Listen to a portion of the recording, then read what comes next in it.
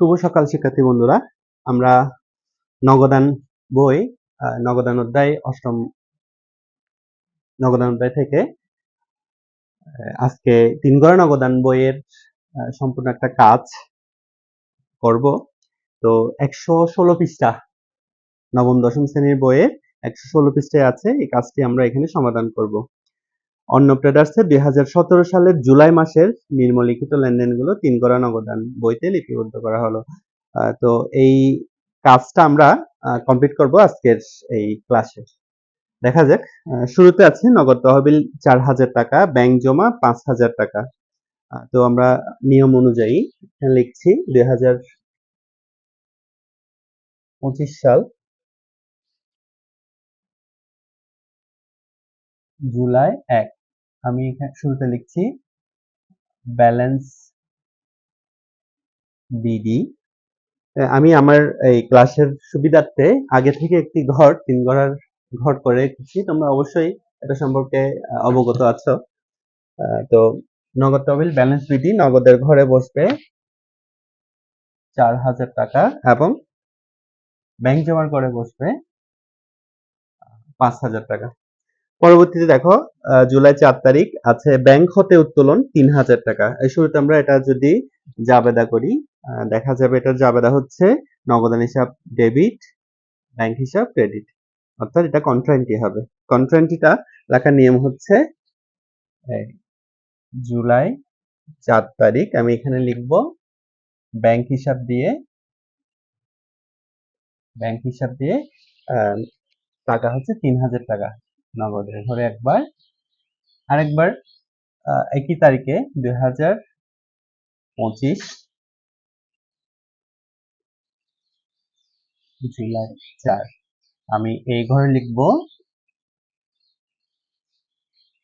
নগদান হিসাব, আর টাকা হবে ব্যাংকের ঘরে ৩,০০০ টাকা।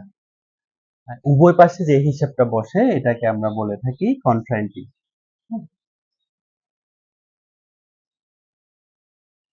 পরবর্তীতে জুলাই ৫ রতন স্টোরস হতে চেক প্রাপ্তি ২,৮০০ টাকা এবং বার্তা প্রদান ২০০ টাকা। তো সেটা হবে যেহেতু প্রাপ্তি ডেবিট পাশে হবে জুলাই ৫, আমি এখানে লিখতে পারি রতন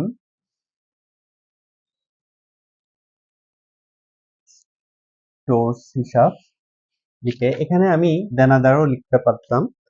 যাই হোক, রতন স্টোরস হিসাব লিখে যেহেতু চেক প্রাপ্তি বলেছে তাই ২,৮০০ টাকা ব্যাংকের করে আর বার্তা প্রদান করেছি ২০০ টাকা, যেটা বার্তার ঘরে বসবে। পরবর্তীতে জুলাই ৭ তারিখ আছে তাজুল ইসলামের নিকট হতে 10% বার্তায় ৬,০০০ টাকার পণ্য নগদে ক্রয় করেছি। যেহেতু নগদে ক্রয় করেছি তা আসবে, এখানে লিখলাম ৭ তারিখ ক্রেডিট পাশে আমি হিসাবের ঘরে লিখব ক্রয় হিসাব লিখে এখানে 10% বার্তায় যেহেতু বলছে বার্তা টাকাটা বাদ দিতে হবে। ৬,০০০ টাকার 10% হচ্ছে ৬০০ টাকা, অর্থাৎ আমার এখানে লিখবো ৫,৪০০ টাকা। এই বার্তার ঘড়িটা আসবে না, কারণ ক্রয় এবং বিক্রয়ের ক্ষেত্রে বার্তা অন্তর্ভুক্ত হয় না, কিন্তু বাদ দিয়ে দেখাতে হয়। জুলাই ১২ তারিখ ৫% বার্তায় ৪,০০০ টাকা দেনার পুনঃ নিষ্পত্তি করা হলো। তো দেখা যাচ্ছে যে কি দেনা মানে হচ্ছে আমি পাওনাদারকে দিয়েছি। তো সেক্ষেত্রে জুলাই ১২ তারিখ আমি এখানে লিখলাম জুলাই ১২ তারিখ, এখানে লিখলাম পাওনাদার হিসাব। যেহেতু ৫% বার্তা বলেছে ৪,০০০ টাকার ৫% হচ্ছে ২০০ টাকা। ২০০ টাকায় যে বার্তার ঘরে এখানে লিখলাম, আর বাকি ৩,৮০০ টাকা আমি নগদের ঘরে লিখব।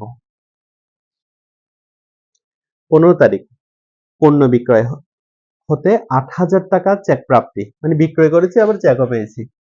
তো জাবেদা যদি করি তখন দেখা যাচ্ছে যে কি এটার জাবেদা কিরকম আসবে? জাবেদা হচ্ছে যে নগদান হিসাব ব্যাংক হিসাব ডেবিট, বিক্রয় হিসাব ক্রেডিট। তাই আমি এখানে লিখব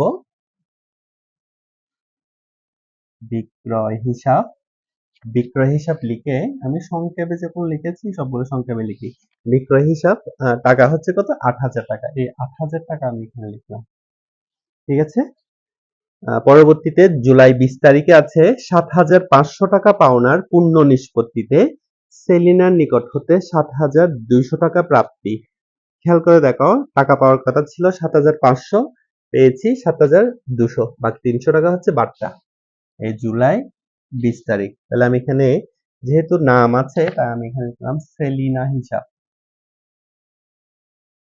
সেলিনা হিসাব লিখে টাকার ঘরে লিখলাম, যেহেতু এটা নগদ প্রাপ্তি বলেছে, ৭,২০০ টাকা নগদের ঘরে, এই ৩০০ টাকা হচ্ছে বার্তার ঘরে। জুলাই 28 তারিখ বলছে বেতন নগদে ২,০০০ টাকা, চেকে ১,০০০ টাকা পরিশোধ। বেতন ২,০০০ টাকা এবং চেকে ১,০০০ টাকা পরিশোধ। তো ক্রেডিট পাশে লিখছি ২৭ তারিখ বেতন হিসাব লিখে, তো নগদের ঘরে লিখলাম ২,০০০ টাকা এবং চেকের ঘরে লিখলাম, অর্থাৎ ব্যাংকের ঘরে লিখলাম ১,০০০ টাকা। জুলাই 30 তারিখ উপভাড়াটিয়ার নিকট হতে প্রাপ্তি ২,০০০ টাকা। তো সেক্ষেত্রে আমি যেহেতু প্রাপ্তি বলেছে, ডেবিট পাশে হবে, অর্থাৎ যোগ করলে দেখা যাচ্ছে কত,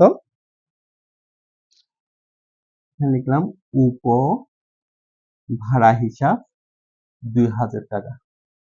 ঠিক আছে। আচ্ছা, এই এন্ট্রিগুলো এখন অন্তর্ভুক্ত করা শেষ। এখন হচ্ছে আমাদের জেড টানতে হবে, অর্থাৎ ব্যালেন্স বিডি এবং ব্যালেন্স সিডি বের করতে হবে। তো সেক্ষেত্রে মাথায় রাখতে হবে বার্তার ক্ষেত্রে কোনো ধরনের মানে কি যোগ বিয়োগ হবে না, শুধু ডেবিট পাশেরটা ডেবিট পাশে বসে যাবে, ক্রেডিট পাশেরটা ক্রেডিট পাশে বসে যাবে। দেখা যাচ্ছে এখানে ডেবিট পাশে আছে 500 টাকা, এই জেড টেনে নিলাম।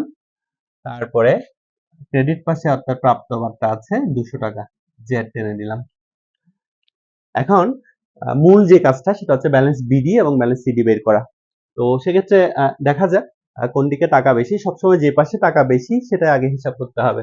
তো আনুমানিক করে দেখা যাচ্ছে ডেবিট পাশে টাকা বেশি হবে, অর্থাৎ এখানে 7,000, এই 7,000 14,000, 16,200 টাকা হবে এখানে। এই 16,200 টাকা আমি এখানে লিখলাম এবং সমপরিমাণ টাকা ক্রেডিট পাশে লিখে ফেলবো 16,200 টাকা। একটা জিনিস খেয়াল করে দেখবা যে এখানে আমি 16,200 টাকা লিখেছি, এখানেও 16,200 টাকা লিখেছি, কিন্তু এই পাশে 16,200 টাকা নেই। এখানে কত আছে? এখানে দেখা যাচ্ছে 8,000, 10,000, 10,000, 11,200 টাকা আছে। হ্যাঁ, 11,200 টাকা। তাহলে 16,200 থেকে 11,200 টাকা বাদ দিলে দেখা যাচ্ছে কত টাকা আছে আর? আরো 5,000 টাকা কম আছে। হ্যাঁ, এই 5,000 টাকা আমি এখানে লিখলাম, যেটাকে আমি ব্যালেন্স সিডি হিসাবে ধরবো। এটার নাম দিব কি? ব্যালেন্স সিডি, অর্থাৎ এই টাকাটা আমাদের কম আছে, ব্যালেন্স সিডি।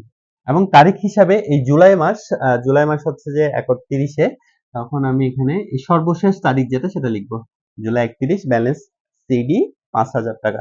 এখানে যেটা ব্যালেন্স সিডি সমপরিমাণ টাকা, এই পাশে ব্যালেন্স বিডি হবে, অর্থাৎ জুলাই আগস্ট পরবর্তী মাসের 1 তারিখ লিখতে হবে ব্যালেন্স বিডি। সমপরিমাণ টাকা কত টাকা? 5,000 টাকা। এই 5,000 টাকা আমি এখানে নগদের ঘরে লিখলাম। যেভাবে আমি এই নগদের টাকাটা বের করেছি, একইভাবে ব্যাংকের টাকাটাও আমাকে বের করতে হবে। দেখা যাচ্ছে ব্যাংকের ঘরে এই পাশে টাকা বেশি হবে, ডেবিট পাশে 5,000, 8,000 যোগ করলে কত হয়? 13,000, 15,800 টাকা। এই যে 15,800 টাকা আমি এখানে লিখেছি।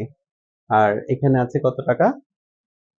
এই 15,800 টাকা লেখার পরে দেখা যাচ্ছে কত টাকা কম হচ্ছে। এই 15,800 থেকে এই টাকাটা আমরা বিয়োগ দিব। হ্যাঁ, এখানে হচ্ছে কত টাকা? 4,000 টাকা। 4,000 টাকা বিয়োগ দিলে আরো 11,800 টাকার মতো কি আছে? কম আছে, যেটা ব্যালেন্স সিডি বরাবর লিখবো এবং এখানে লিখবো ব্যালেন্স বিডি 11,800 টাকা। এই হচ্ছে আমাদের 3 গড়া নগদান। আশা করছি শিক্ষার্থী বন্ধুরা তোমরা এই ক্লাসটা সুন্দরভাবে বুঝতে পেরেছো।